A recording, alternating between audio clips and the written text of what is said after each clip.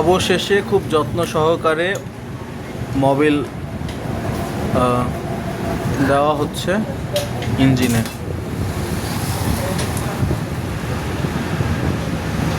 Hello বন্ধুরা, আমি শরীফ শুভ আবারও ঘুরতে ঘুরতে প্রতিদিনের ন্যায় চলে এসেছি। কোথায় সেটাই দেখানোর চেষ্টা করছি। 2-3 মাস পর পরই আমাকে এই জায়গাটাতে আসতে হয়। সেটা হচ্ছে সরকার মোটরস, পশ্চিম চারমাথা, গোবিন্দগঞ্জ, গাইবান্ধা। কেননা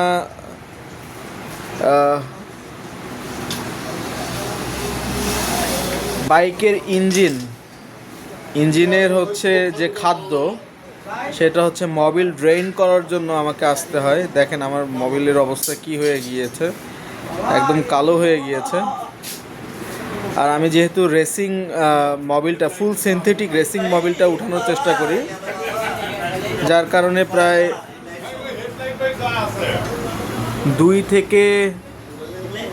2000 থেকে 2500 কিলোমিটারের মধ্যে আমি ড্রেন দেওয়ার চেষ্টা করি।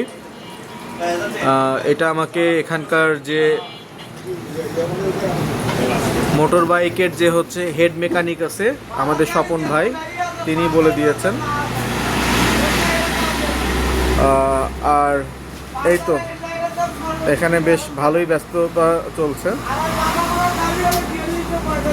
বাইরেও কাজ চলছে, ভিতরেও কাজ চলছে। তো স্বপন ভাই বেশ ব্যস্ত। তো স্বপন ভাই কেমন আছেন?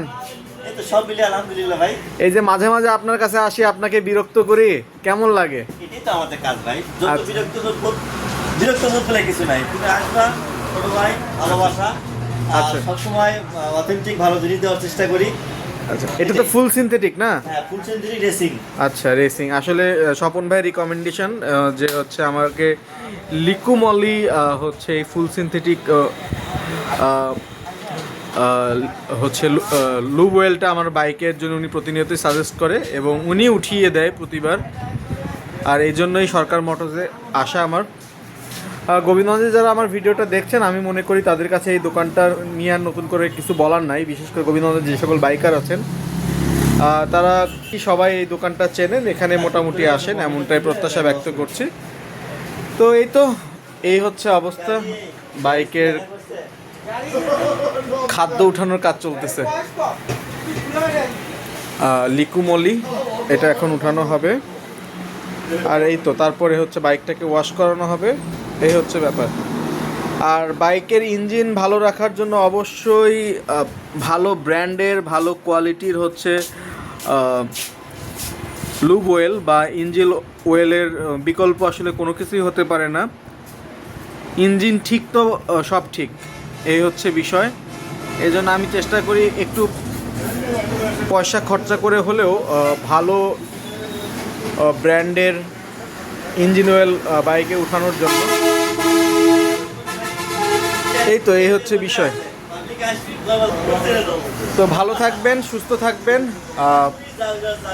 নিজ নিজ অবস্থান থেকে নিজেদের শরীর স্বাস্থ্যর যেমন যত্ন নেন, তেমনটা আমি মনে করি বাইকের যত্নের ক্ষেত্রেও কোনো প্রকার কম্প্রোমাইজ করা উচিত না। দেখা হবে আবারও নতুন কোনো দিন, নতুন কোনো বিষয়ে। ততক্ষণ পর্যন্ত ভালো থাকুন, সুস্থ থাকুন, সবার সময় ভালো কাটুক, এমনটাই প্রত্যাশা ব্যক্ত করছি। ধন্যবাদ সবাইকে।